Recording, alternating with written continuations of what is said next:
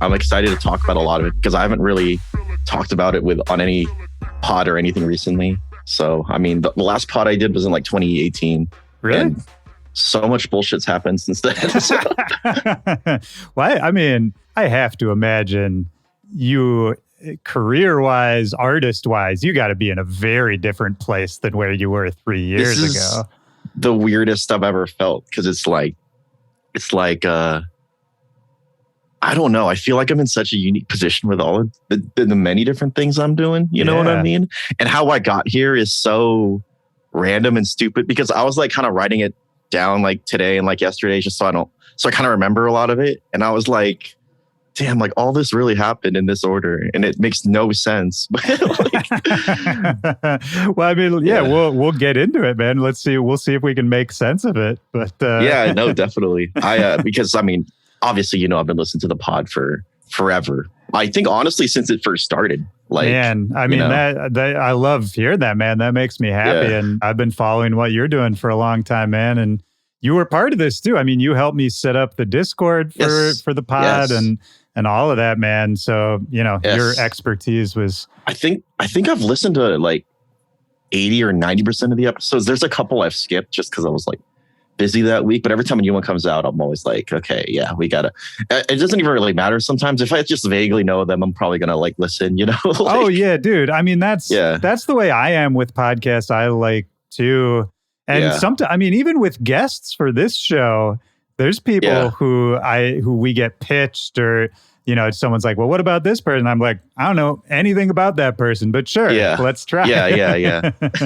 I was trying to think of like how to even start this podcast because you do so many things and talking about like, this is your long weekend from your day job to like, I don't know what your day job is. And I work in the city government. Oh, city government. As an administrative, like, contracts assistant. Like, oh, okay. That sounds interesting. Is it interesting? It's not. Okay. It's not. Like, I work for the housing department, and so I literally work in, like, homelessness, and in LA, it's particularly bad. Like, so. Yeah. Well, and that's got to be one of those. I'm in DC, and I have a bunch of friends who work in government here, obviously, and My impression of that kind of work is like, even when you're working on some, like important issues like homelessness, that kind of thing, at least for the people I know, it can be a frustrating job because it is oftentimes you can't do what you want to do or what you think should be done because you're not the one setting the policies,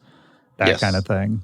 Yeah, that's exactly it. Or it's just like you get pressure from like, your pressure is coming from a place that's obviously like political or election based, you know what I mean? Where it's like, it's clear that they're rushing this out just so this like whatever looks good or whatever in time for the public to see. And I'm just like, this is just such unnecessary stress to my job. Like you know what I mean?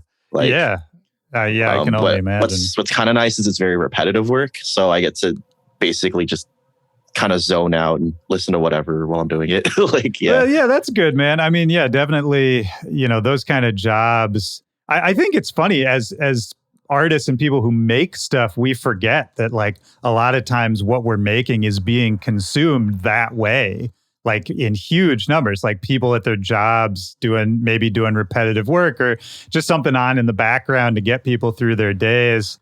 And I don't know, it's kind of a fun, it almost makes me chuckle to think about music that way. Cause everyone in this world like takes themselves so seriously and everything is such a monumental thing. It's like, nah, dude, like your music's going to play in the background while like somebody fills out a spreadsheet, No, yeah, exactly. Or like on like the most not optimal like speakers in the club, what I mean? Yeah. Where the bass is way too loud or something like, even in the most immaculate club, like your music's just going to sound completely different no matter what, Yeah. Like all you can do is like do the best you can. Like with the most intention you can, Like, yeah, absolutely, man. And I think, that the sound quality thing too, that's something you hear all the time. And something I definitely try to do is like always reference whatever you're working on like shitty systems, whether it's the car test or your laptop speakers or, some busted old transistor radio, whatever it is. Like you got to do that because that's where so many people are going to hear it.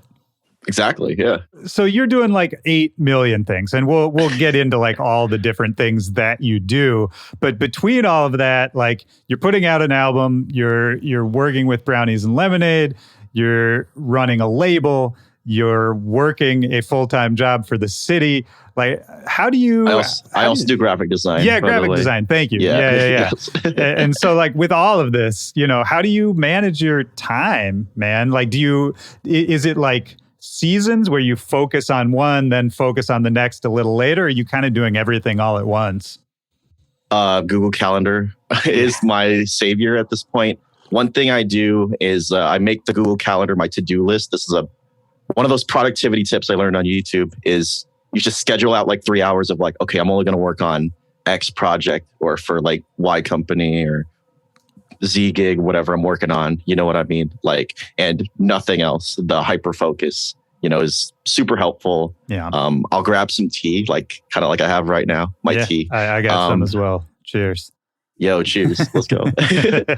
I just want to say like just hyper focus for like an hour or two on something, you know what I mean? And there is enough time to get it all done. You know what I mean? It's just all about like doing it like in a consistent way. You know what I mean? Because I run on habits, honestly. Like every Tuesday, I know I'm going to work on like Brownies and Lemonade stuff, for example. Every Sunday, I know I'm going to dedicate like 3 or 4 hours to the label stuff.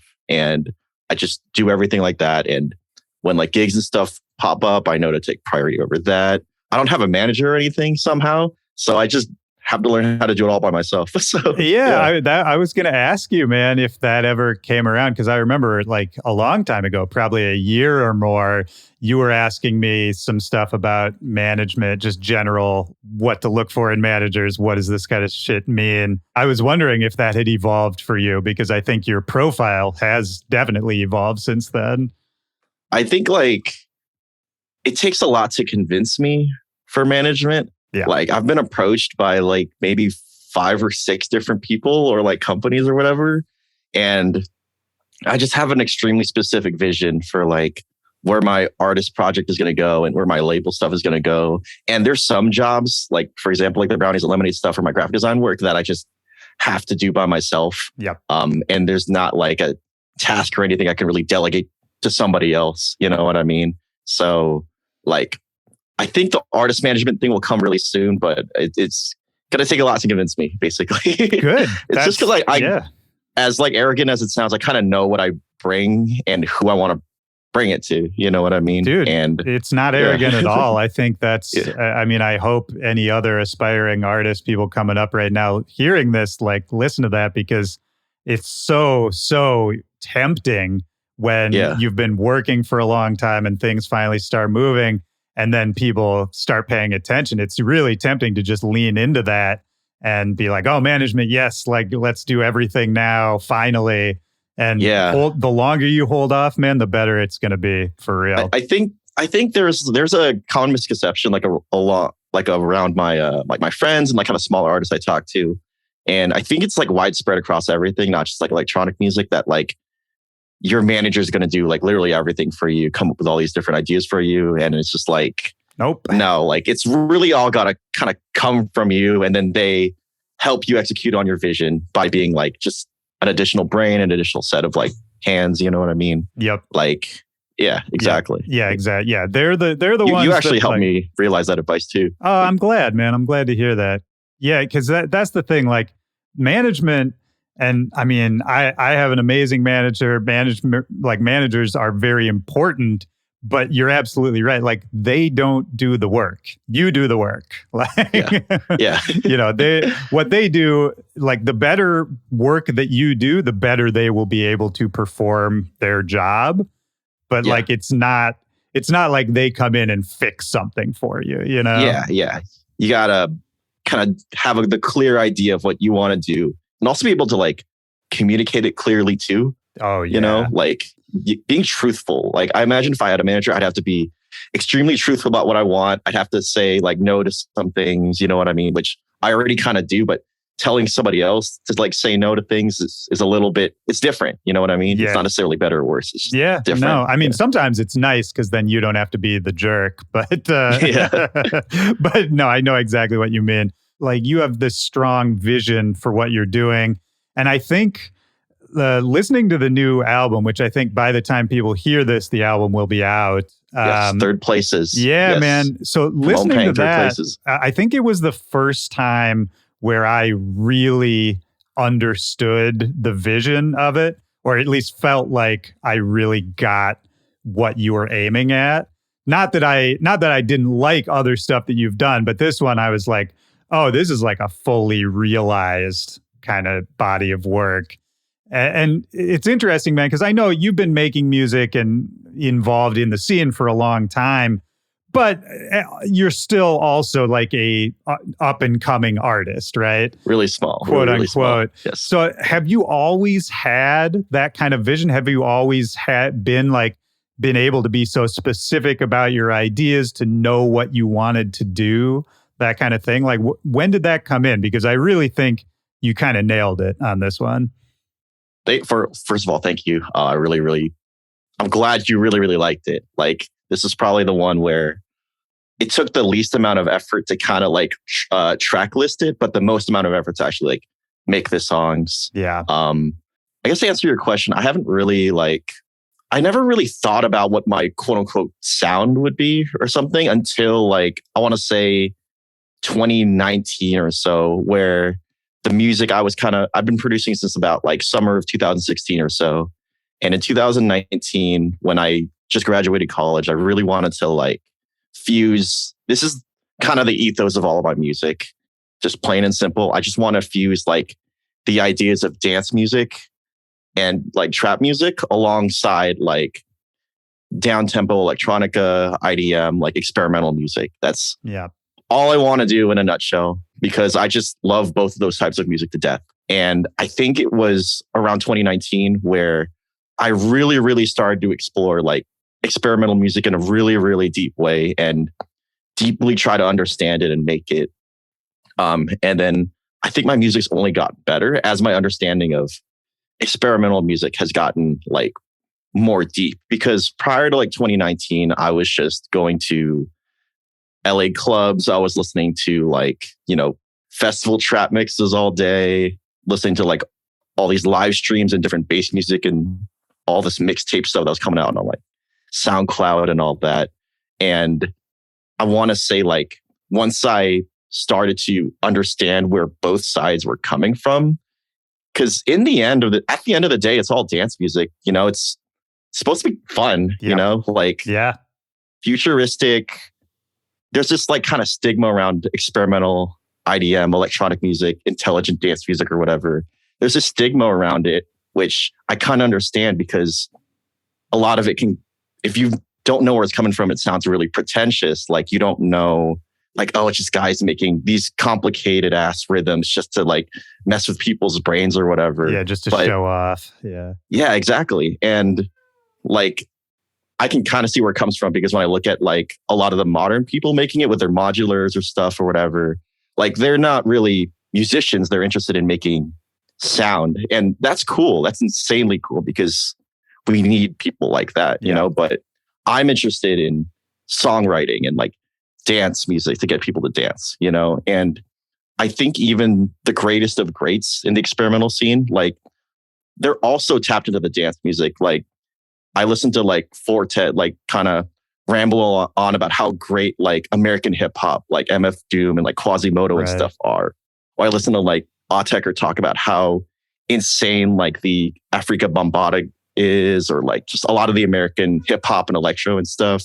And I'm just like, they're coming from a lot of the same places that I want to come from. I'm coming from like electronic trap music is the only real difference. I just want to push the boundaries as far as it can go. Yeah. Well, my vision in a rant. Well, no, it's great, man. I'm very much with you on a lot of levels there. And I think it also goes both ways, right? Because I think people in the experimental IDM scene, whatever you want to call it, I mean, there's a strong bias against, more mainstream EDM, like cornier stuff. Yeah, exactly. I hate it. I hate that stigma. I hate it both ways. And it's always been it happens, it manifests that dichotomy or whatever you want to call it in other places. Like to me, it's also, it's like an underground versus mainstream thing where if, you make something that too many people like, it's sort of automatically bad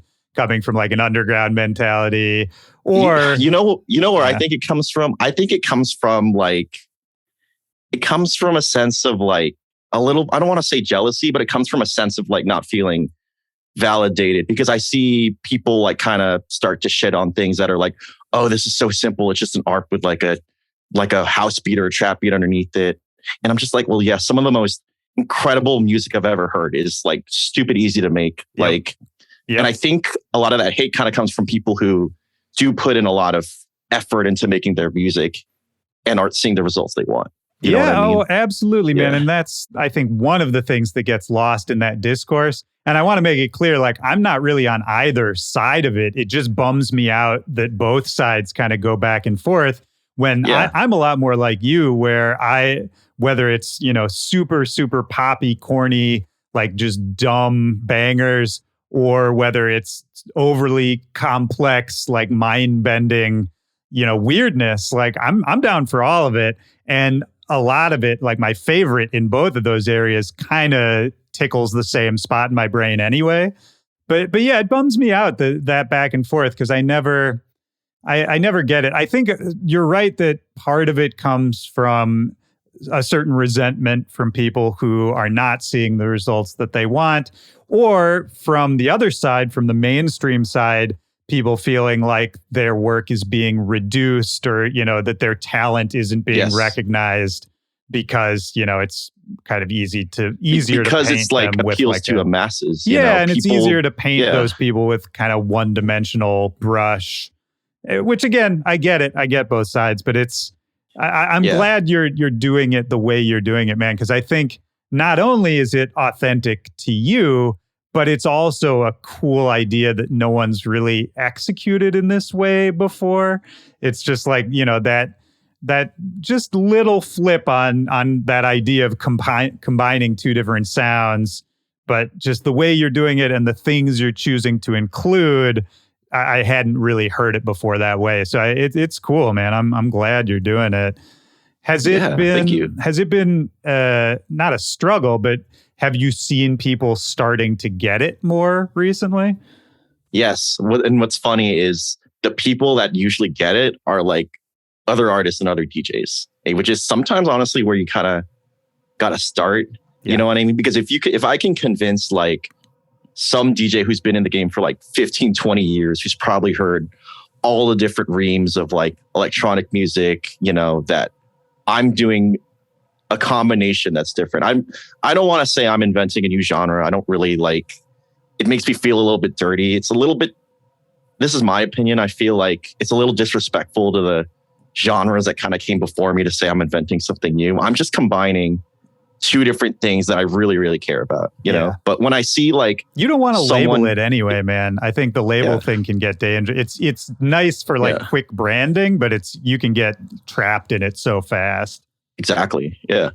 But when I see someone like for example, when I won the Bauer Bot Battle for the first time, when someone like Mura Masa was like, this guy has like the craziest drums I've ever heard, and it has a freaking harp in it. I was just like, those are two things I love doing. And that guy's like a god, like, and same with like someone like Four Tet. Obviously, I'm going to talk so much about Four Tet on this podcast, but that guy really is my number one, like favorite DJ, favorite producer. He's been in the game for so long. And when he started like supporting my music after I was a fanboy for like 6 years, when he played my shit at Lightning in a Bottle, like it was so crazy. I was in the crowd for that. And he was just playing like, awesome, like techno, tech house, like more like harder than he usually does. And then he plays like this unreleased, like Skrillex Boys Noise ID, which I've heard like him play like 20 times or whatever. Yeah. And then he goes into like my like Dog Blood Skrillex Boys Noise flip.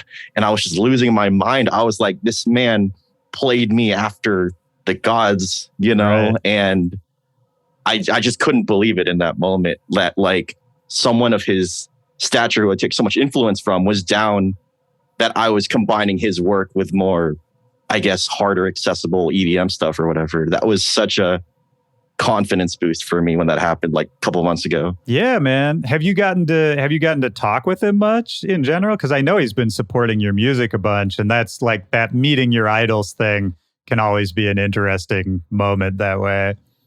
I haven't got to talk to him too much. Just through like Instagram DM, I was like, "Yo, thanks for buying my mixtape," because that was like a couple days before he played it. And I was like, "Here's my album if you want to listen." He said, "Thanks, we'll listen. Your mixtape is great." Heart emoji. And I was like, "Cool." And then I'm terrified to talk to him again. Yeah, so, it's honestly, it might be better that way, man. Sometimes that's like the best interaction you could have. Exactly. Yeah. Yeah. That's oh my cool, gosh. man. I just never would have expected that would be like one of the peak moments of my life when I started like really, really getting into electronic music in like 2014. It's been such an interesting journey for me. We were talking about it. Like, yeah. Well, I like that you're still a fan too, man. That's another part of it that like, because I can tell just in the way, the things you post on Twitter and all that, even just the way you were telling that story a second ago, and you were like, yeah, he played this unreleased ID from blah, blah, blah. It's like, you still talk like a fan, which is great. Like, and I mean that in a very positive way, because I think doing this long enough, it's so easy to get jaded and over it and to not really care about, what's this new song that somebody played in a set across the country, that kind of thing. It's good, man. I mean, I don't know. Are you still just excited about it the way you were when you were just starting off? Has your relationship with like, the scene evolved? I want to say I'm more excited in a certain way. In like when I first started getting into electronic music in 2014, I didn't really know what it was like. Like I heard Excision for the first time because I only listened to metal. And I was like, this dubstep stuff is actually pretty good. Because I heard Skrillex and I thought it was bollocks. And then I didn't understand it so much later. Did you? That was right around the Korn dubstep album too, right? Wasn't that somewhere in there? Yeah, that was when the Korn collabs came out. I remember. Yeah. Yeah, I think that was one of the first ones there. I was like, okay, this Skrillex guy is not bad. Right, yeah. What a time. I always wonder, like, for metalheads who liked Korn, like, I wonder how many people started liking dubstep because of that Korn album. You know what I mean? Well, like, was it successful? Like, I don't actually know. Yeah.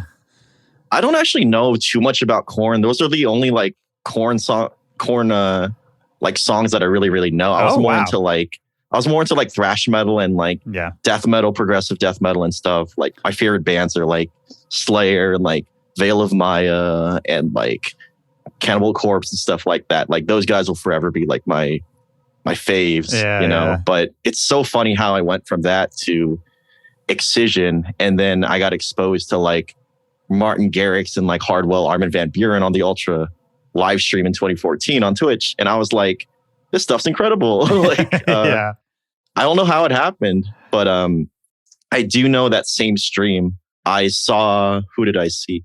Oh my God. I didn't know who any of these DJs were, and I didn't know what any of these EDM genres or whatever were. My friends were just like, watch this Ultra stream. This is the pinnacle of the EDM live stream community, whatever. I was like, okay.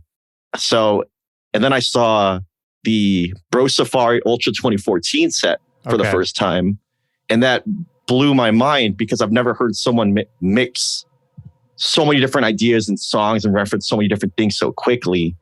And then DJ Snake played like a really insane set. And then they were like, oh, we got Jack U coming up next. And I was like, who the fuck is that? And then it's Skrillex and Diplo. And they played like probably one of the most influential sets on me at the time. Jack U Ultra 2014. Still a legendary set, man. I mean, yeah. My God, dude. Like, then I went to the archive and I found like Flosstradamus' 2014 set. And that was like my Bible for the longest time. Yep. Like, and then that's when I started getting really involved with like R Trap, you know, like that, the best subreddit on the internet, as they say. How's it doing these days? I haven't checked in with R Trap in a little bit. I go on there every day. Like I've made so many friends from R Trap. I've met up with them, like so many of them in real life, especially like people like Ghost Mace and like Shadow Variable and like just all those guys. Like they're They're the homies. I talk to them like pretty much all the time.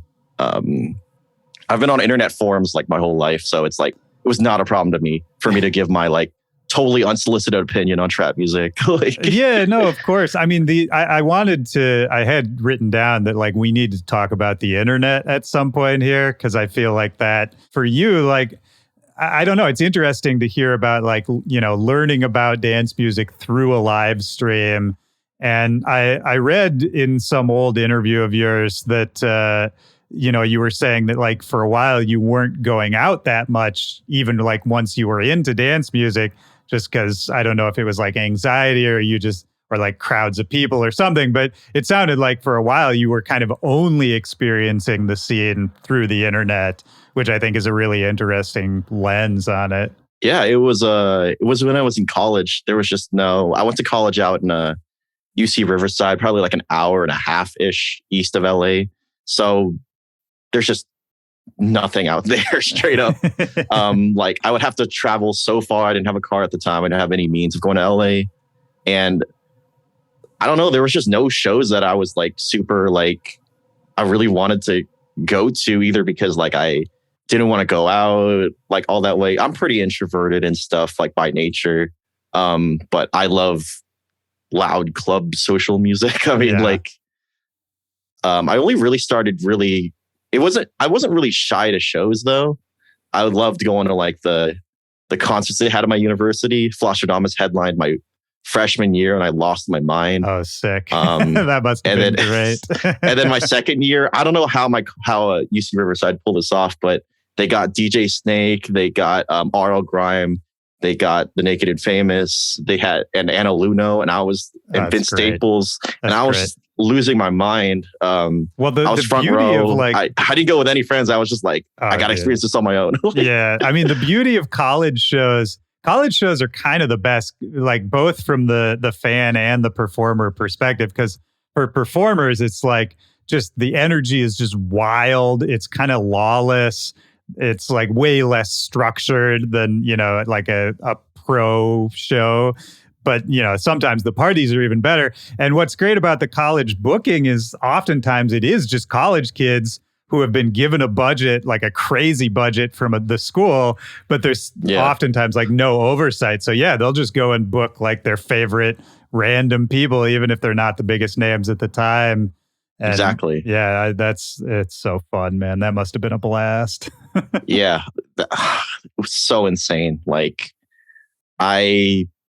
oh my God, I got exposed to so much different music just from being in college and like participating in college. I didn't like do a music degree or anything. I just did like a normal generic world economics degree or something like that. But I became eventually the president of like the DJ club and stuff by participating so much. Okay. And we would throw like events on campus and stuff. I wanted to be RL Grime. I wanted to be DJ Snake, you know, on campus. Yeah. But I also got really into like the Flume and Friends playlist or whatever on Spotify at the time. And I discovered around 2015, that's when I discovered like Sophie and Arca and Fly Low, No Such Thing. And I was like, and I was still doing the same thing I'm doing today. I was like, oh, I want to play this RL Grime song into the Sophie song.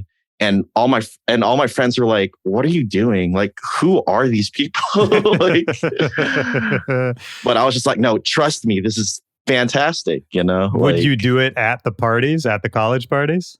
Oh my God. Yeah, I did it one time at a college party. Never did it again. Like, because they were just all into hip hop and stuff out there. We did eventually throw our own like EDM party, house party just for fun. We didn't want the DJ club to get in trouble. So my friends and I, we formed a soul food music collective, which now like is kind of throwing parties in LA and stuff. I just do graphic design for them nowadays. The first EDM party we threw, I got to play like, you know, like UK garage and stuff for the first time. And I was just like, and people loved it. And I was like, it just took some time, you know, like fantastic. Yeah. You found your little community, man. That's great. So when did you start DJing? If you were already DJing in college? Yeah, I started DJing like right after that Ultra thing happened. So probably in 2014, I downloaded Virtual DJ and I just wanted to DJ on a trackpad. And I like YouTube ripped the whole Spinning Records discography and all of Mad Decent's discography and just tried to mix it however I could. How did it go? Because I think, the early days of DJing can be super fun because that's when you're trying a bunch of crazy ideas. You don't know how it's supposed to be done. Kind of the same as production, I guess. But were you playing out pretty quickly, or was this all bedroom stuff? I want to say it was mostly like bedroom. I get asked to play like house parties for my friends every so often.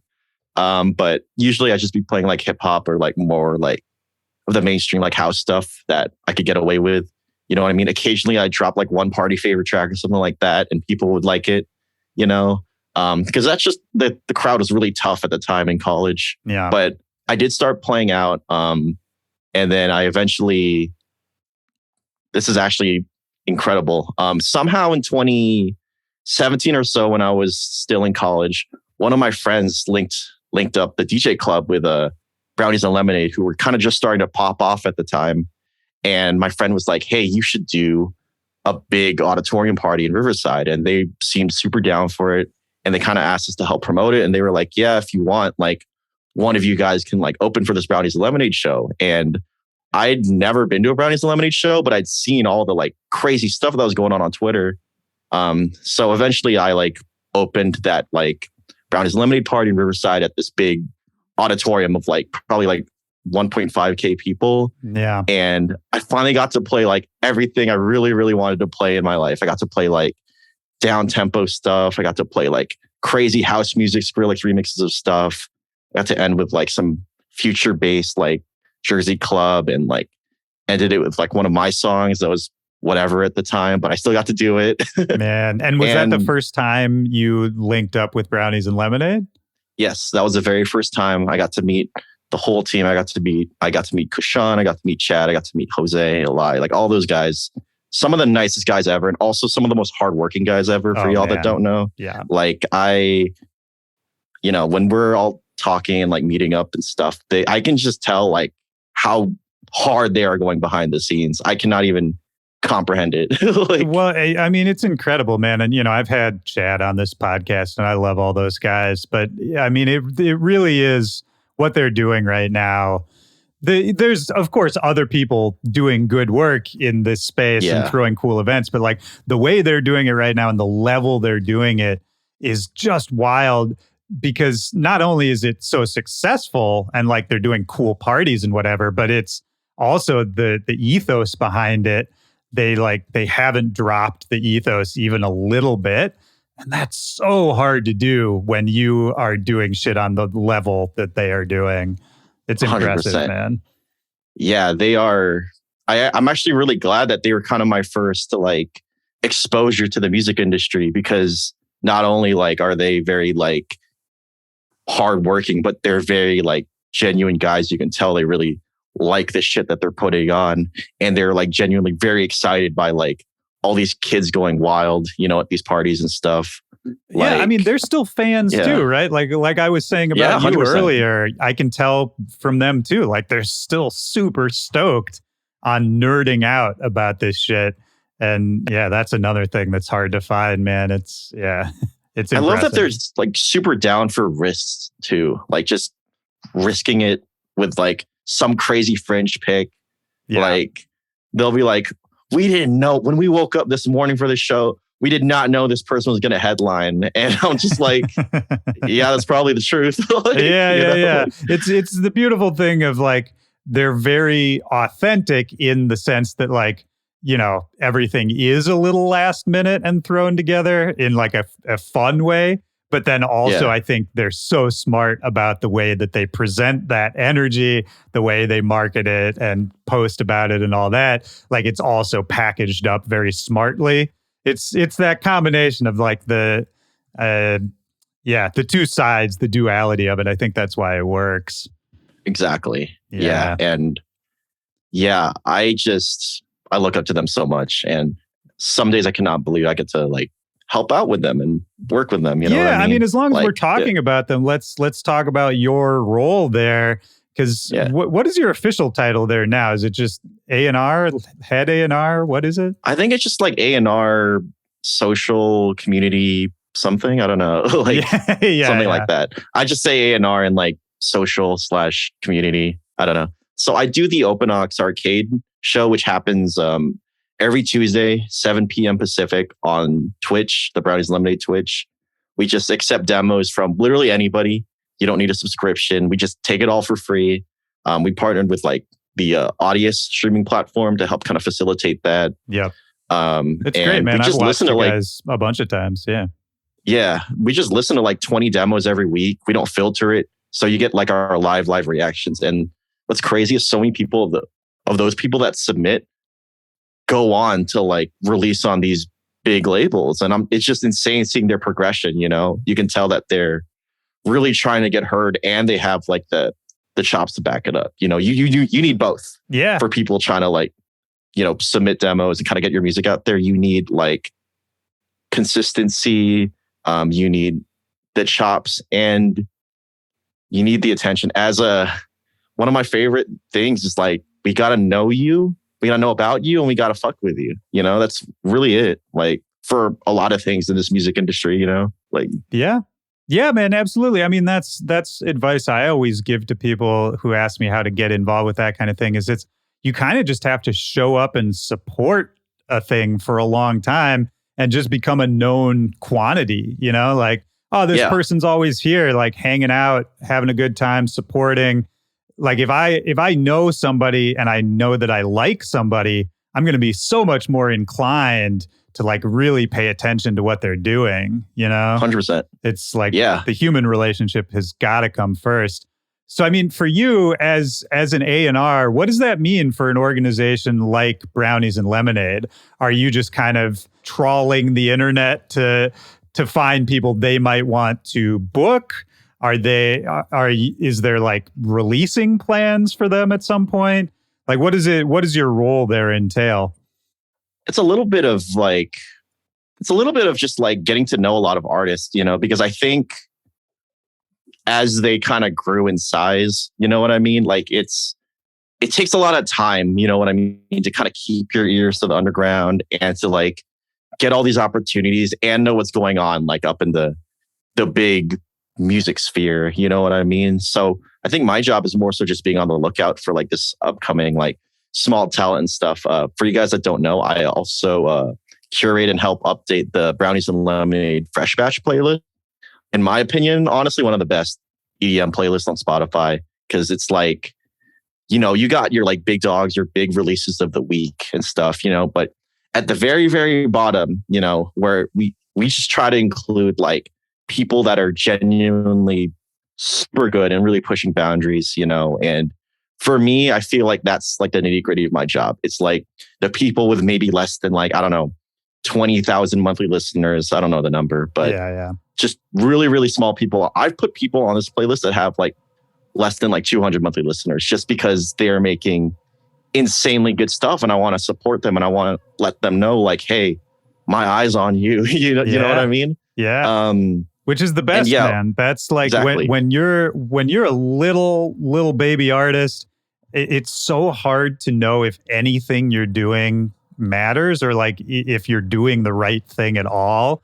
And I think especially in those early days, getting just one attaboy, one cosign, even no matter how small, from somebody you like or somebody you think is cool, it goes so far, man.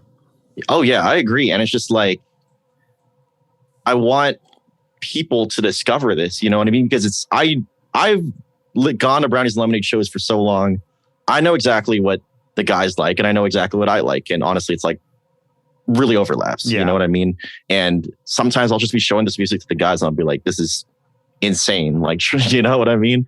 And aside from like the Fresh Batch thing, which is probably the most important A&R thing I do, I also help out occasionally with like the booking of shows or like just kind of the, you know, suggesting artists and stuff like who would be good for this position, you know, create some like diversity in the lineup, you know, create some like genre, like different types of like genre coverage, you know what I mean, in a certain type of lineup, you know, and I think that's really important, just having like an extra brain to kind of help out with them. I can tell it really helps a lot.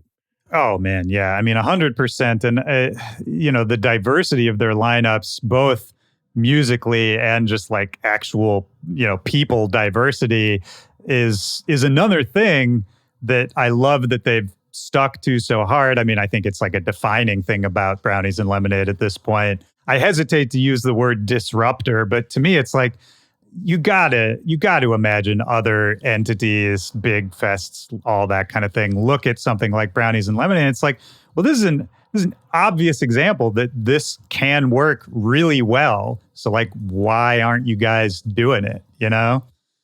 Like, 100%. Yeah, I don't know. It's bizarre to me, man. We've made so much progress in the last few years, I think, in our discourse about like diversity and inclusion and other issues like that in our scene. But then in physical reality, sometimes I'm not as happy about the progress. Yeah, no, it's like, I don't know. You can tell that it's also like it's like a lot of people just aren't willing to, like, there's a lot more at stake for like bigger entities. You know what I mean? Yeah. Like, I mean, it comes down to, it's always just money at the end of the day. Yeah. Exactly. Yeah. The stake is money. Like, yeah, 100%. Yeah. And I mean, yeah, so much of the bookings and all that, I don't want to oversimplify it, but they're looking at numbers and they're looking at like past performance.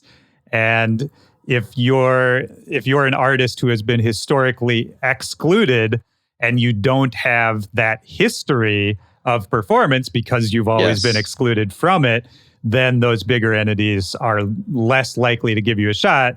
And then the cycle just continues, it's that yeah, exactly. Kind of thing. Like, I feel like it was so much easier to blow up in like 2016 or 17. You know what I mean? Just off of like a SoundCloud thing or like a bootleg or a remix or whatever. We saw that make so many different people's careers, and then, we have like, I don't know, one of my favorite producers right now, an ISO or like a Knock 2 or whatever. Yeah. Like the amount of influence they've had on like all the trap DJs and all the people playing like bass music and stuff. Like if that was going on in 2017, they would be on like huge festival lineups right now. Oh, you know what I mean? Oh yeah. Like it's just a completely different time right now. Yeah. And they'll get there. But I think you're right. They will. ISO XO at Hard Summer this weekend. So yeah, there you go. There you go. I mean, yeah, those guys are fucking stars, man. To me, I can already see it, but you're right. I think it would have been a faster road there in a different era for sure. 100%. So, I mean, for you, I'm bouncing around a little bit, but I got to make sure we talk about like how you came to all of this in the first place. Because I don't even know this. Are you from LA originally? I was born in Glendale. Okay. Or not, I was born in the Philippines. I moved to Glendale when I was very young. Okay. But I didn't really participate in music until after I graduated in college. So like 2019 or so. Well, but even before participation, I mean, I don't know. Nobody starts off like at 19. Like, I'm sure you were listening to music. You were talking about metal. I bet you were in like bands and shit earlier, right? Yeah, I was in a melodic death metal band with my church choir. Ooh. Way back in like 2012, 2013. Are we talking like actual Christian death metal? Yeah, it was like Christian progressive melodic death metal. I don't want to say the name because it's really embarrassing. I don't like that music, and I don't like the music we made anymore. Wait, do you not like it because of like the Christian message, or because? No, I didn't like it because our music was bad. Okay. like compared to the other like Christian melodic death metal I listened to or whatever back then. I'll give you a hint for people that want. I mean, the initials are AE. Good luck. Like, yeah. I mean, I'm pretty sure you can find it. You've said it in old interviews. It's out there. I probably have. Yeah. Who knows? I think I saw it when I was doing research for this. But, even before that, man, like the death metal thing, like you as a kid, I mean, what kind of music was around you? Was there music in the house? Were your parents musical? Did you play instruments? Like, what was going on when you were a kid musically? When I was a kid, my dad, 24/7, 365, only listened to like 94.7 The Wave and like other smooth jazz like Kenny G and like Filipino, like easy listening music and ballads and stuff. Nice. And my mom loves pentatonics and like a cappella groups. That's like the only stuff she listens to. Oh man, this is A+ parent material. Yeah. Yeah, when I found like, I think it was like I found Slipknot when I was like 13 or Metallica or something. And that was like the most rebellious I could have ever been, basically. Yeah. Well, and I have to assume too, if you're anything like me, an introvert who loves kind of extreme music, at a certain point, that finding Slipknot when you're 13 is fucking transformational, right? Because like that's an outlet for all these feelings you have inside that you maybe don't know how to express yourself. 100%. Right? Yeah.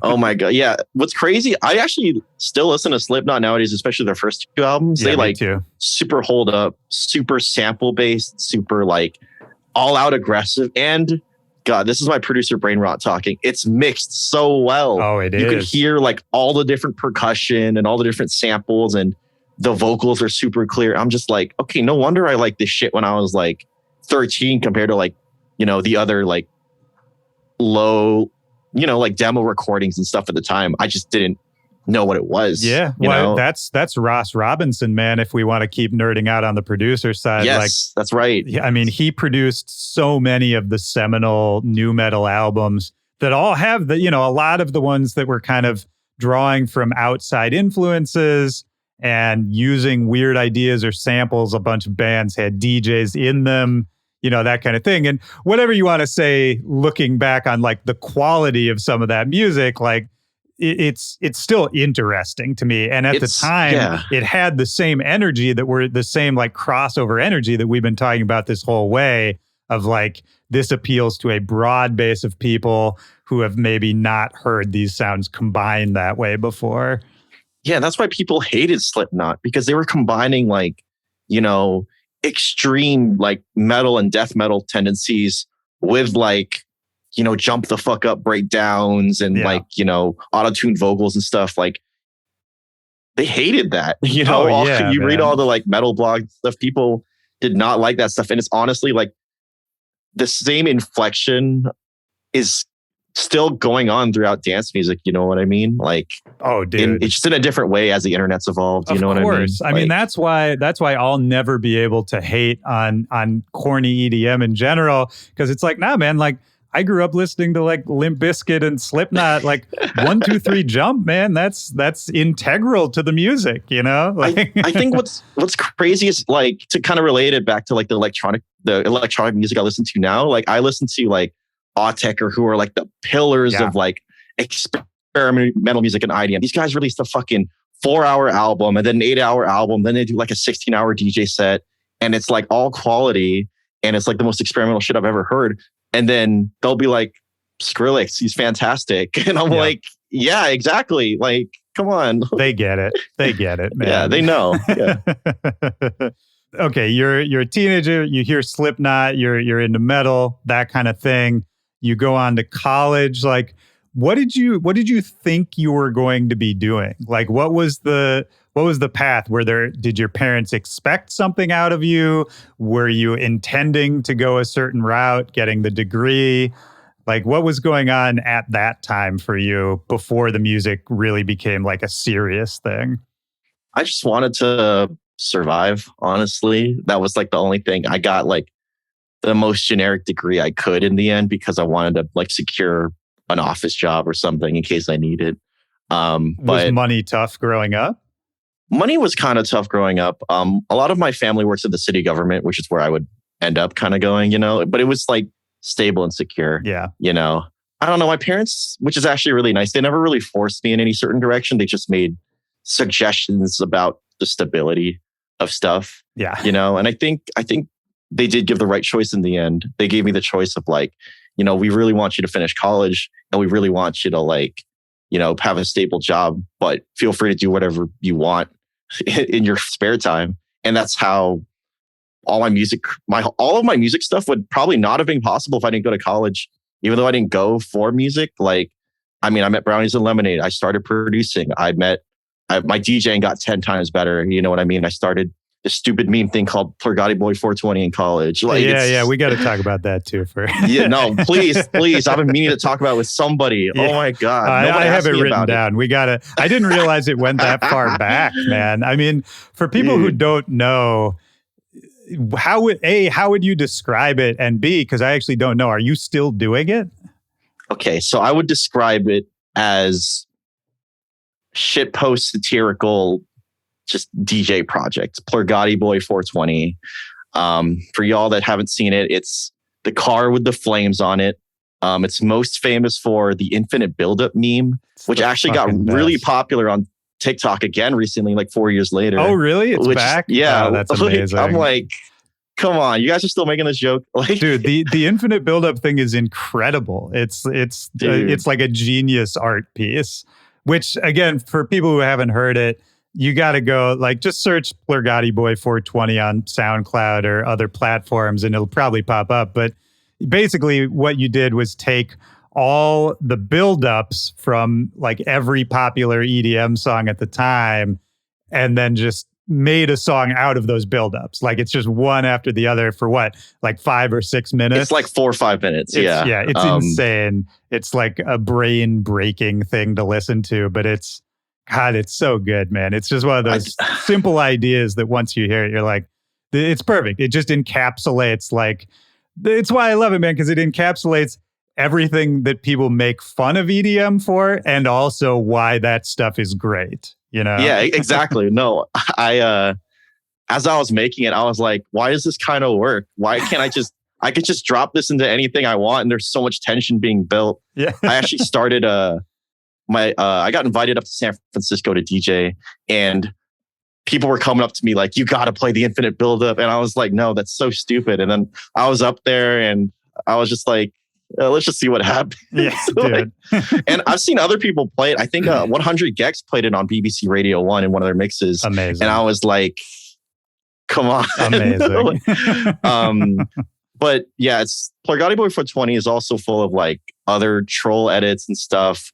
I had this one where I took a song and I was like, it was like this popular dubstep song at the time. And I was like, this song, but every other beat is missing. So it's double time, but it's like not.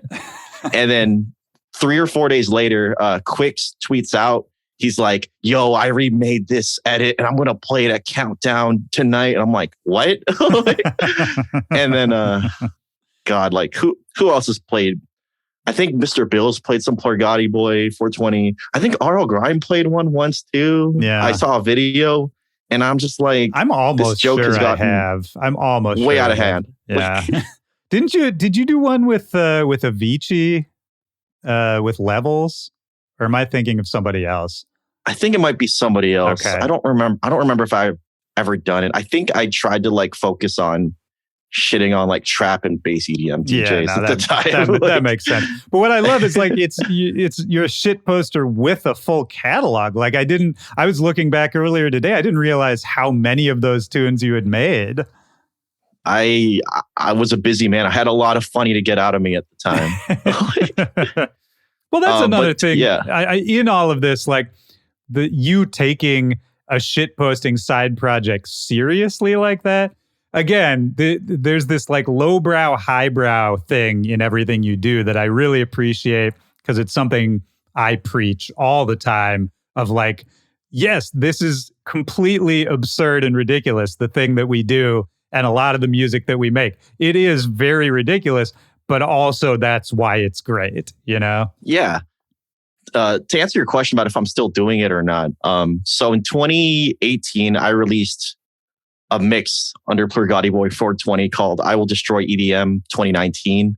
And it was, in my opinion, it's the best shitpost DJ mix on SoundCloud. Like I know I'm biased, but I can't think of anything else that strings together that many jokes and like just takes that many jabs at EDM like in a row. Like, I have a connection for this. Did you ever hear?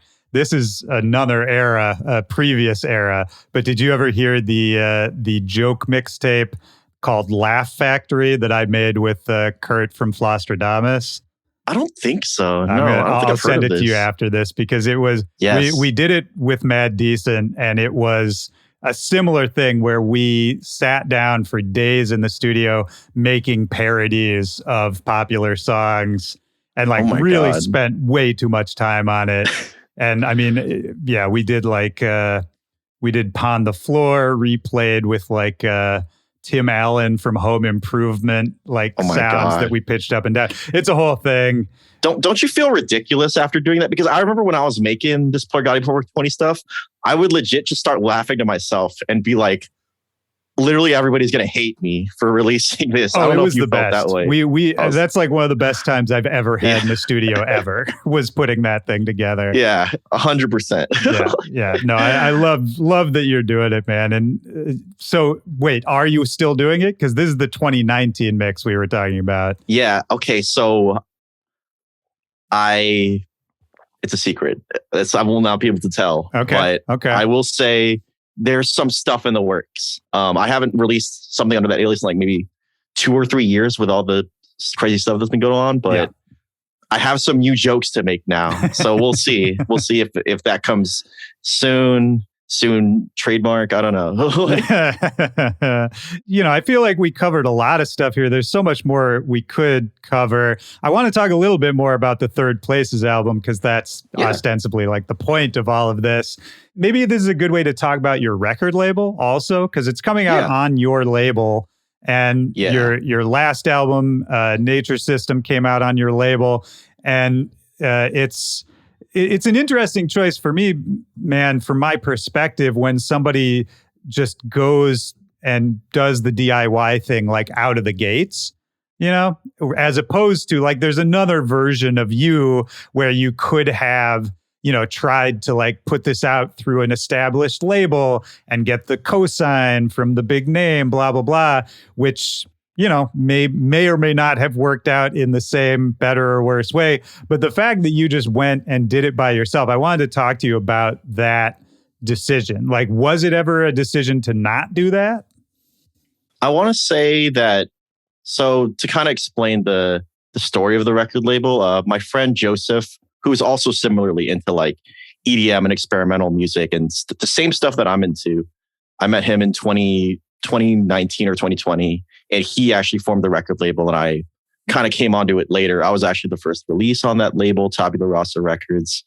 And I think the decision to do it on that label was originally more so as a gift of like, well, here's something that like, I can use to like associate myself with a group of people because he had the same vision of like, I want to execute dance music that's also experimental and like listenable at home and stuff like that. And it fit his vision so much more than like kind of more so than any other labels I was looking at the time. And I felt like it was better to have it associated with something than like just self-releasing it under RamonPang, right? And I think the reason I didn't want to, probably the biggest reason I didn't want to like release these things under a big label is because I use way too many samples. Like I love DJ Shadow. I love Four Tet. I love Quasimodo. They're sampling things, but not in like a referential way. They're sampling it in like a granular kind of like using it as like pieces and pieces of like a jigsaw puzzle kind of. Yeah. And it's a collage. That's exactly. Sound collage. It's one of my favorite like experimental things to do. And I just don't want other labels to get in trouble because of me being super small. Yeah. You know what I mean? A lot of people probably wouldn't like because they'll be like, oh, do you own all this music? And I'm like, no. And they're like, okay, goodbye. Oh, like, for sure. Yeah. No, labels are so averse to sampling right now. 100%. Like and I can see why, I get all the different arguments, but me, like, I think about my favorite records ever. And I'm just like, these would not exist if the artist just didn't put it out illegally, and I communicated it to, my friend Joseph, Tabula Rasa, and he was very like, I'm still super down for this. Just don't leave a good paper trail. And I was like, okay, we'll do. Like, nobody knows. I'm just sampling such obscure things that no one really notices anyway. Which is kind of nice. Which is how it used to be done. That's like that. There's a long tradition of doing that, and it's Do you listen to, I just wanted to ask you, Prefuse 73 also? Yes. Oh my God, he's so good. Because so when good. I was listening to the Third Places album, before any of the other people you just named, immediately I was like, oh, this sounds like something Prefuse 73 would make. The way you're chopping the samples and the samples you're choosing to chop up in there. His Yeah, first album, man. He's so good. Prefuse 73, the releases on Warp, the releases on like, I think like just all the American IDM labels and stuff. It's insane. And he has like a collab with like MF Doom and like ASAP Rock and stuff. Like it's the hip hop to like experimental connection is not hard to find once you go looking for it. Like, Oh, absolutely. You know? How do you put those tunes together? Like if we nerd out on production for a second, is it like physical, like sort of primitive sample chopping? Or is it, you know, we're talking about like even people like Autechre and all that, where they're like programming these machines in Max MSP that are generative and, you know, super high level stuff. Like what does sitting down to write a song look like for you? It's very like, it could be either of those, but I feel like the best material and most of the stuff on this album, it came out of just like chopping by hand, like just pure mouse and keyboard, like, you know, doing the Control E on Ableton or whatever to like just chop it up into little different bits and moving it around and duplicating it until it sounds good. I don't really have a lot of music theory background, so I just be chopping it until the key sounds right, until it's like kind of following a vague chord progression. But I also have like hardware samplers and stuff in my closet. I have like an SP404. I do sample off of like vinyl and like CDs occasionally. Like when my dad passed away, I have like I inherited his whole vinyl and CD collection of like smooth jazz and like, you know, 94.7 The Wave or whatever he was talking about. Sick. He recorded a bunch of those like radio tapes, and I'm just like, I'm just gonna listen to these, and if something catches me, I'm just gonna put it in, you know. And that's where the best kind of songs come from. It's like just chopping stuff that is personal to me, you know, because there's something about like this particular recording of like a soul sample, like it's really, really badly recorded, but it has this crackle on it and just gives it this like emotive thing. It's like I'm listening to radio through like my dad's like shitty old Honda Civic or whatever. You know what I mean? Incredible. Like and I mean, on like a conceptual level, that's really beautiful too. It's like, you know, your dad is making music with you in a way, you know, like he recorded something 20 years ago that you would then eventually, you know, use in a song. But it was, you know, it was his hands recording that song at that time. Like conceptually, that's kind of mind blowing. That's like you making music with your dad's tastes, you know? Yeah. It's not just that. I also like sample off of like home videos and stuff. I sample like on my iPhone, I just be recording things all the time. Like one time I was just hanging out at Catch One, this venue in LA, and I was having a great time just like with all the different music that was being played in the different rooms. And I just have my phone in my pocket. So it's like this muted, like kind of Foley recording of like, you know, stuff bouncing around in my pocket. And then that eventually somehow ended up as like being a bed of sound on one of the tracks on this album. I can't remember which one. That's so cool. You know, no one else will know it when they hear these little like what sounds like muted percussion, like non-rhythmic sounds. But I know exactly where I was when that was. And I think it's a good like kind of time marker in my life as well, because I listened to it and I'm like, I remember where I was when I recorded this sound, you know? And I think that's all like we can really hope for as like music makers, you know, like hoping that the music that we produce like kind of timestamps where our ideas at the time, you know. I think my favorite artists are people that did stuff like that, like Kanye West. You know, he had one idea per album and just executed it, you know, to his best ability, then moved on, and they just kept having new ideas and then didn't stop. You know, that's people like Four Tet to me, like even like a Flume to me, or even like an Odessa. They just keep moving on and changing and they don't stop, you know. And I think using different samples and using different recordings and stuff that I've created, even if they're not the best quality, or even if they're not like really legal or conventional samples, I just want to include it so it's in there, you know, so I know that I made it, you know? And I think that's really integral to how I make music. Well, and that's the thing, man. It something about that. So like that has personal meaning to you, right? So that's worth it in and of itself. But outside of that, even if people don't know why you made that choice or what a certain sound means or where it comes from in a song, the intention of it and just the fact that it's a unique sound that you recorded walking somewhere that doesn't exist anywhere else, that kind of thing, that makes your music stand out one way or another. Even if people don't know why a song sounds unique or why a sound is interesting, that's the effect it's going to have, that kind of attention to detail. Yeah. And I'm just really glad I've gotten to a point where I can just make those decisions where I'm not afraid of doing it.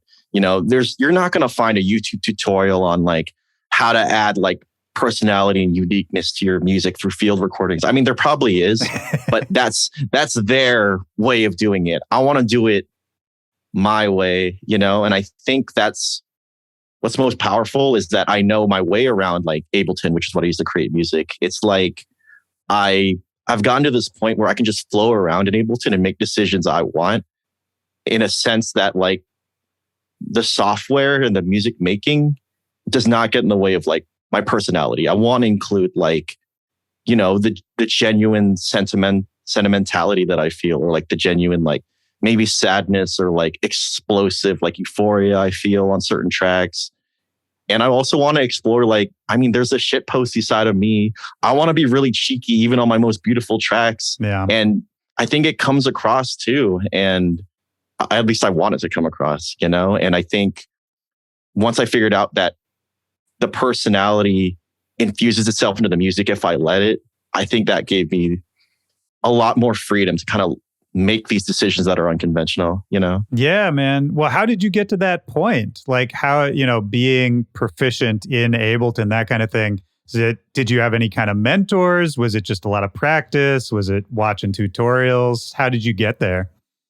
It was a combination of a lot of things. I want to say that the main thing that helped me out was I was making music just on my own, and I tried collabing with like local people and it didn't really work out too well. Either they didn't really understand what I was trying to do, or like I just wasn't good enough at the time to fulfill what they wanted to collaborate on. But I want to say the thing that helped me the most was my friends in the Soul Food Music Collective, who I'm friends with from like college and stuff. In the pandemic in 2020, we had these things called producer hours, where we would go into like a Discord voice channel and just make music for an hour. And then we would show it off. You'd either make like a new beat or like work on something you've been working on.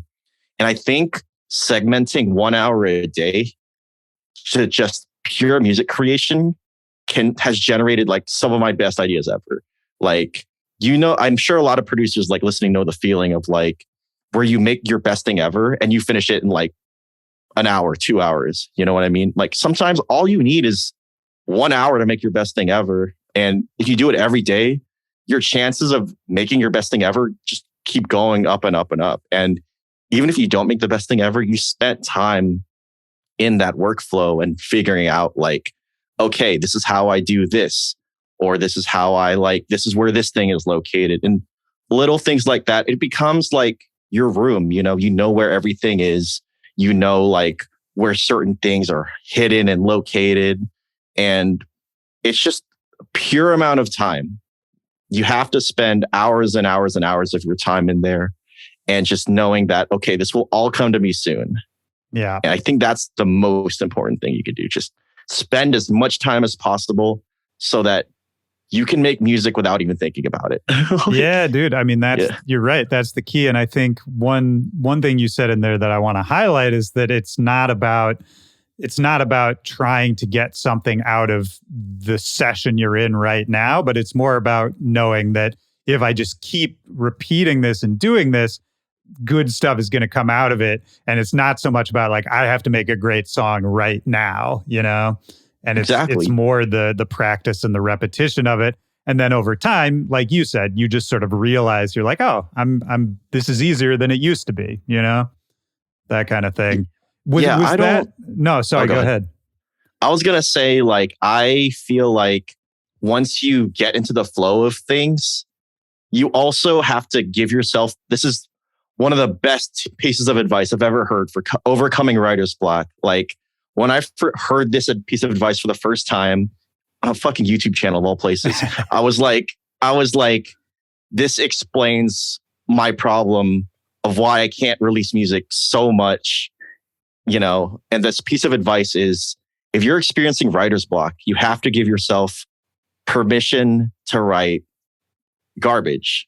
You have to be okay with like, I'm going to make music and nothing may come of it. Nothing may come of the session.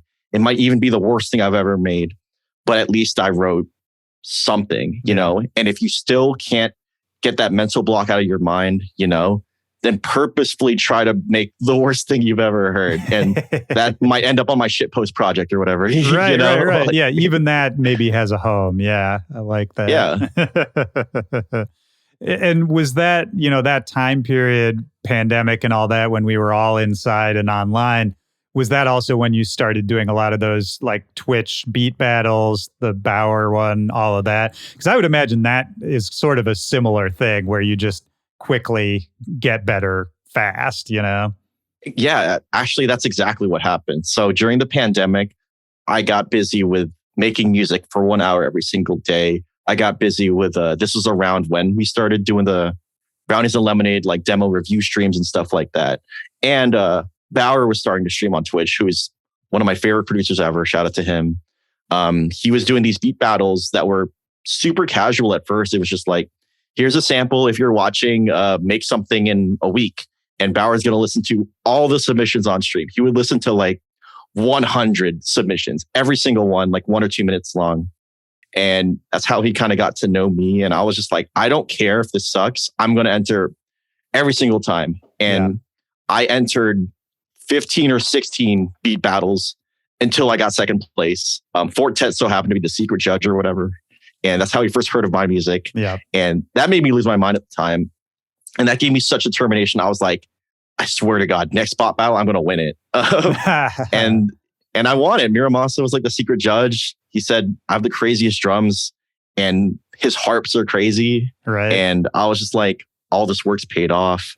And then because I'm super competitive, I entered the Beat Battle Championship, where all the past winners have to battle each other. All 25 winners. And I came out on top, number one. I was like, no way, dude. Like, I just never would have imagined that before 2020. Like, and I didn't really even do anything. I've never had like one of those, you hear those like anecdotes of people who spend like 8 hours in the studio trying to get one thing right, and I know in my mind that like, that sounds kind of non-productive, you know what I mean? But I'm like, I've never had one of those. Do I deserve to like call myself a good producer? But then I look at how many hours I put in a week and I'm like, I guess it's an 8-hour session if you count it like that. Like, I don't know. Well, and I think also like the fact that you didn't change up what you were doing and you maybe just like turned up the intensity a little bit and had that kind of success, like that's the best indicator to keep going and to, trust your instincts and your, whatever it is, inclinations, and just go harder with it, man. I mean, that's what better sign than that? You know what I mean? Yeah, I still can't believe that all happened. Like, just how many people I met. Also, I think the nice thing about participating in those beat battles was I got to hear my quote unquote competition. I got to hear all these like young producers really try to impress, because they would have these secret judges. And it was like the very first secret judge was like Hudson Mohawk. And then the second one was like Flume. And then they had like Arnold Grimes. So people are bringing their like A game because they know like if they hit like the top whatever, then one of the biggest DJs in EDM could hear their stuff. Yeah. I mean, other than like Bauer, who's already one of the biggest, you know what I mean? Like, and I got to see people really, really bring their A game and just talk to all of them. And I would just DM people on Discord and say like, hey, I really, really liked your beat. Genuinely, we should work on something, or like, you should listen to this music. And that's how I made so many like online friends, just through like participating in things like this, just because I was so like fascinated by young producers and stuff. And now a lot of them are like playing festivals, and I'm just like, this is insane. Like, dude, that's how it works, is just participating and being stoked about the community you're participating in. That's, I say that constantly on this podcast, but that's like, if there is a secret, that's what it is. Like a secret to success. It's 100% the secret. Like, if you don't, if you don't know anybody, just go out to an event you genuinely like and talk to literally anybody. Like, and the thing is, like, as for as many people that like kind of know me either for Brownies or like my music or like whatever art trap thing I've done online or whatever, I still love going out to like scenes and stuff completely outside my wheelhouse and just talking to people. Like, for example, I've been getting really into like Alpha Pup and like Daddy Kev stuff. Oh, yeah. Like, I've been a fan of their stuff for like forever, but I was just like, don't know literally anybody in this scene. But they started a weekly show in LA called Scenario, and I would just go out and start talking to people, and eventually like that, I just formed a lot of really great connections and like friends more importantly, who were like into experimental music and like juke music and like hip hop and stuff. And I'm just like, I still feel like I'm learning how to talk to people. Like, it's not like, it's just the different scenes are so completely like out of their own realm, even though it's all still in LA. I still feel like I have to like just talk to people and like know what's going on. I need to get more out of each experience. And I think that's what kind of keeps me a fan. I'm just like, this is so interesting, but I literally don't know anybody. I want to find out more. Like, yeah, you know? Yeah, man. Well, and I think that's why your music and everything you're doing stands out, is because you are, you know, you're playing both sides of it. You're playing so many different roles and wearing so many different hats while still being excited about everything, which kind of brings me to one of the last things I wanted to ask you, which is like, where do you see this going for yourself? Like, is there a main goal in what you're doing? Are you focused on any one part of it more than any other part? I feel like I'm just the most focused on making my music and kind of getting it out there and DJing. I really just love DJing no matter what. I love DJing for Brownies and Lemonade when I can. I love DJing as my own artist project. I love DJing for just anything in LA. Like, I just want to play music for people and have fun. Like, I think the end goal is just so I can do this like forever, you know, just be excited forever and have this sense of musical knowledge or that I can keep sharing to people. Because I think that's the most important part. It's just like informing people about all the insane music out there, because there is so much out there, you know, like think about I think it's like tens or hundreds of thousands of songs uploaded to Spotify all the time. Yeah. Like, you need naturally like a curator or like the opinion of like someone you really trust. And I hope that I'm like an opinion to trust for a lot of people. That's like one of the only things I really want, you know. I just want to show people like, this is what's good and trust me. Like, I just love going into different things and seeing what happens. Yeah. No, that's great, man. That's such a good goal. Because that's staying connected with other people. It's not necessarily personal gain, that kind of thing. Like, that's a good goal, man. That's the right way to think about it. And what you're talking about, you know, being a curator, being a trusted voice, like, at the end of the day, that's what a good DJ is supposed to do, you know? Like, bottom line, a good DJ is someone with good taste who knows how to connect the dots so that other people can understand it, you know? Yeah, and it's like a social thing too, because I think a mistake I used to make was, I'm into all this crazy experimental underground music, and I would just play all of it to like people that have like no reference for it. And I was just like, I don't get it. Like, this stuff is great, you know, like still the problem I was having in college or whatever. But I think that's another great thing about like being part of like the Brownies and Lemonade thing and being connected to just all the music that's like, you know, EDM and like popular and going crazy right now. It's because like I have a ear for what's going on to like, you know, a kind of wider audience. And then once you kind of have their trust on that, then you know that they're going to respond well to XYZ. And that's been leading to a lot more success. So I think what's nice about wearing lots of different hats is literally like everything just helps everything. Yeah. You know, I do some writing on the side too. I do some graphic design. Not only do I do the A&R stuff, I do my own music stuff and DJing stuff. Like, it all, if you feel really, really strongly about it, it will help in other areas in ways that you just won't realize, so do what feels right to you. Do what you're excited about and be excited about the music you're excited about. Like 100%. Yeah, that's what it's all about. That's the secret. Is like whatever you're doing, do it authentically and don't do shit you think sucks, Don't do shit that sucks. Like, it's great to say no to things if it does not feel right. It's great. It's totally fine to say like, the song is great, but it's not really my taste, or this is great, but it's not a fit. It's not a good fit, because sometimes that's just the truth. Like, once I realized like a lot of the rejection that I was getting was coming from not being a great fit rather than people saying it sucks. Right. Because that's what my hateful internal voice is saying. But more so, it's not the right fit is often more so the case than not. Oh, yeah, absolutely. Yeah. Sometimes what you make just isn't what somebody is looking for in that moment. Maybe it will be in 6 months. Maybe it was 6 months ago. The timing of it, you can't control. So you just got to do what you're stoked about. Yeah. And eventually control what you can control, which is, your art. And that does include things like branding and stuff. I think branding sometimes gets this like capitalistic, like kind of knee-jerk hate toward it. But I think branding can be very artful and helpful for your project. I think things like music videos and stuff are still extremely important when done right. I mean, look at somebody like Aphex Twin. His music is so weird, but he's got the most like insane, like iconic, expensive music videos ever. And it's why he's like the biggest IDM artist by like a long shot.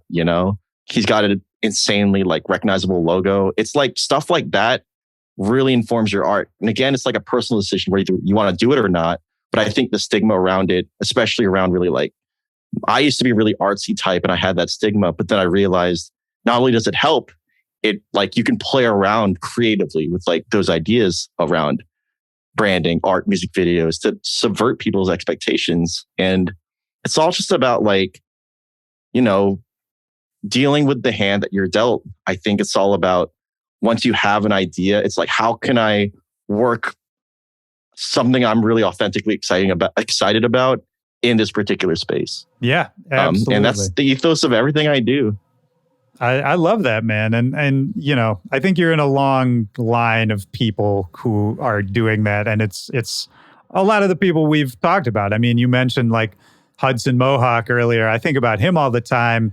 Like, we all know what he does and he's obviously amazing, but then he's also so authentic about how much he loves happy hardcore, for example, that 100%. Kind of thing, which again, it's the highbrow, lowbrow thing. They can exist in the same place as long as they are all authentic to you, Yes. Yeah. And that's why Third Places is really exciting to be. It's like the most authentic music I can make, but it's also like my most experimental and my most dancey. So I felt it was perfect to put out at this time in my life. You did it, man. It's a fucking great album. I love it.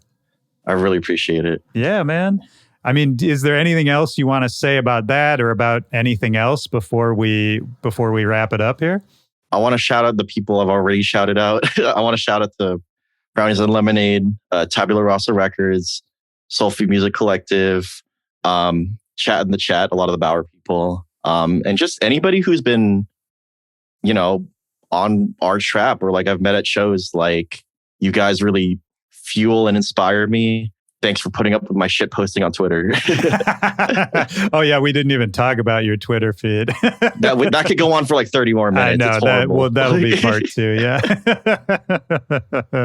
Yeah, man. No, shout out to everybody, man. And yeah, shout out to our trap too. I feel like our trap has been such a huge support to me throughout a lot of my career, man.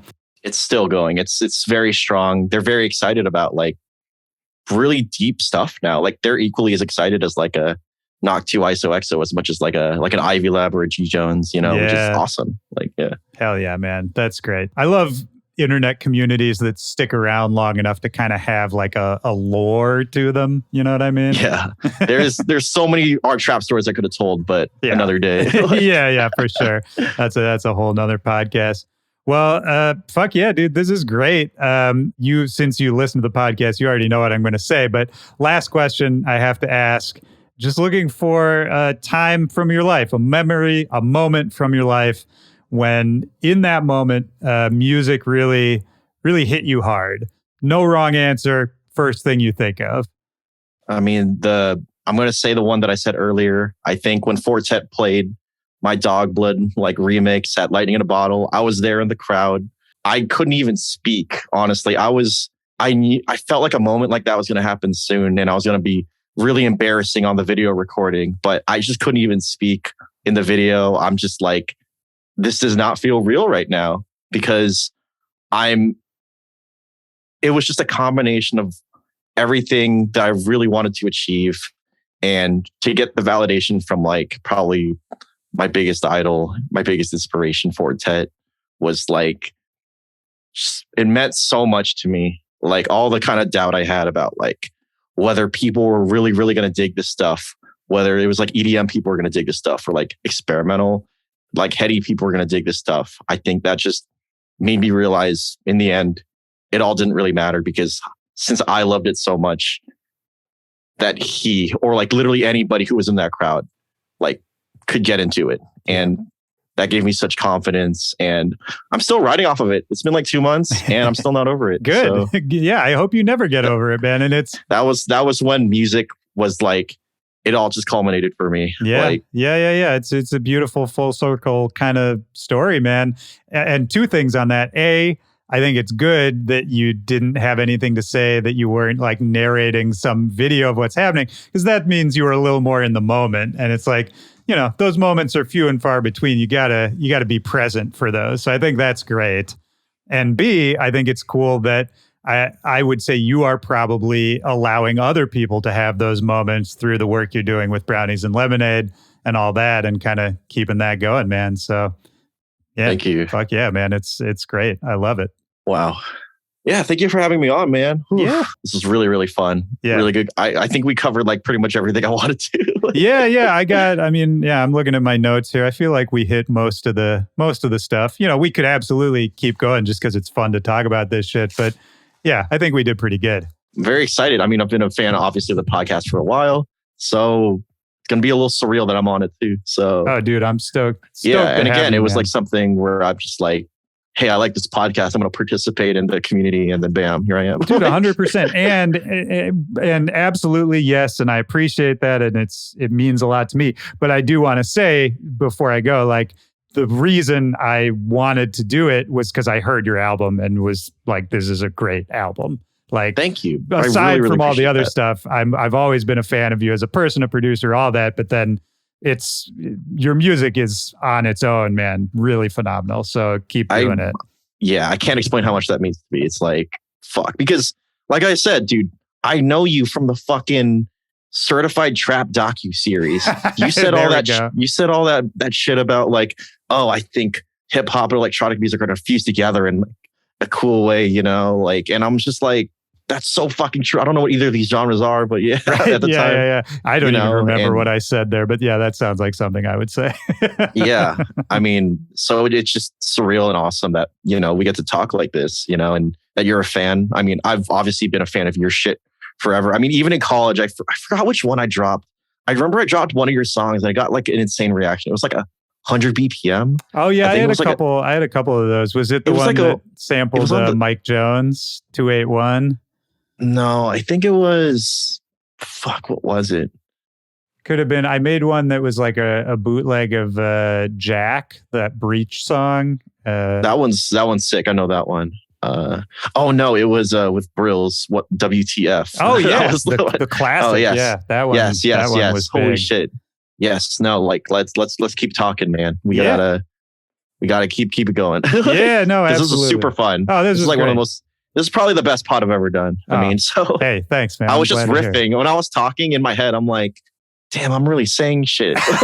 You're like, I'm doing it. No, you were great, man. Yeah, absolutely. I'll let you get out of here, but I'll send you some shit later tonight. And yeah, man, we'll just keep it rolling. Yes, man. All right. Hell yeah. Peace out. Much love to you, dude. Thank you, dude. Thank you for inviting me on. Of course, Let's keep talking. Absolutely, buddy. Have a good day. Peace.